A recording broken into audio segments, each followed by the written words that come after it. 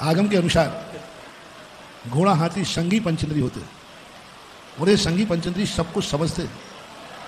जगदीश चंद्र बसु ने तो यहां तक कह दिया कि पेड़ पौधे भी समझदार होते। जगदीश चंद्र बसु ने इस बात के लिए खोज की कि जब माली कोई भी काटने के लिए जाता है तब वो पेड़ दूर से समझ जाते हैं कि ये व्यक्ति मुझे काटने आ रहा है, तो उसमें कंपन चालू हो जाता है। जैसे आप लोग किसी आतंकवादी को देखकर कांप जाते हैं। और जब वही माली जब सींचने जाता है तब उनके अंदर एक तरंग उठती है संगीत की कि वो संगीत से नाचने लग जाते हैं।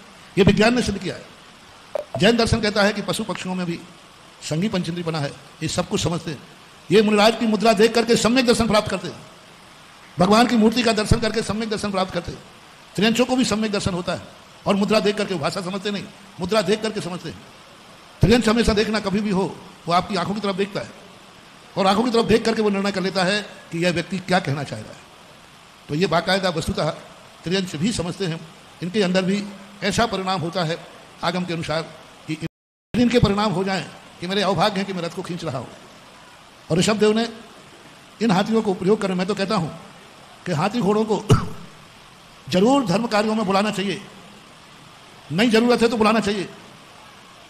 कई लोग कहते हैं हाथियों को बुलाने में कष्ट होता है, रथ जाने नहीं होता इनको कष्ट। इनको कष्ट जैसे बैल किसान कष्ट देता है, लेकिन बैल उसको कष्ट नहीं मानता।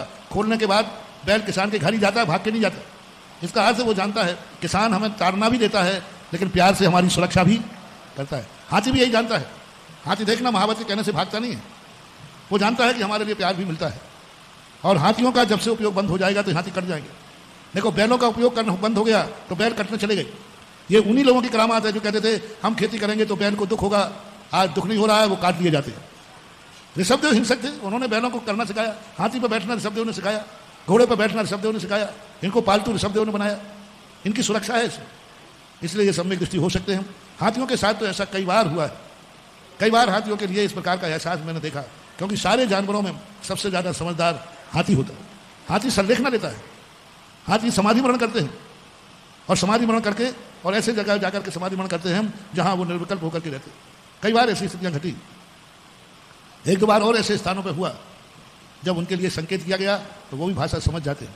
एक बार बहुत बड़ी घटना घटी पूज्य गुरुदेव के सानिध्य में, हम लोग सब थे। 1986 के लगभग की घटना है। एक रथ में कुछ ज्यादा लोग बैठ गए और जो जुआ होता है ना जो कंधे पर रखते, वो जुआ टूट गया। और यदि जुआ टूट करके नीचे गिरता तो रथ में बैठे हुए सारे लोग गिरते, कुछ भी हानि हो सकती। लेकिन जैसे जुआरी टूटी, हाथी ने उस टूटी हुई जुआरी को अपने सूंड पर रोक लिया और 20 मिनट उस सूंड से जुआरी को रोक रहा। अनायास, महावत ने नहीं कहा उसको, अनायास जुआरी टूटी और हाथी ने सूंड करके उसको रोक लिया। यानी पूरा रथ पलटने से गया, 20 मिनट तक वो जुआरी को रोके रहा। सारे यात्री सारे इंद्र आदि उतर गए, तब उसने वो सूंड से छोड़ दिया, रथ पलट गया। तो समझदार होते हैं। शास्त्रों में तो सम्यक दृष्टि नहीं, पंचम गुणस्थान वर्ती त्रियंश होते हैं, 5वां गुणस्थान प्राप्त कर लेते हैं। तो ऐसा संभव है और हो सकता है।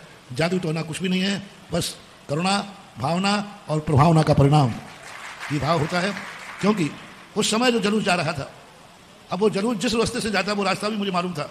मोती नगर थाने से लेकर के बाहर घूम के जाता। काय के लिए निकालना कहा, जंगल में मोर नाचा किसने नाचा। और सही समाज तो वहीं थी जहां रथ अड़क रहा था, बड़े बाजार की समाज थी ना। और यहाँ ऐसे समझते हैं, समझदार होते हैं और इशारे से समझ जाते हैं, उनको भी एहसास होता है। जिज्ञासा करेंगी ज्योति जैन बाहुबली। जब उनको एहसास होता है उनको भी पुण्य का बंध होता है। यदि वो एहसास करेंगे तो पुण्य का बंध बराबर करते हैं और इतना पुण्य बंध कर लेते हैं कि 16वां स्वर्ग प्राप्त कर लेते हैं इन्हीं भावना।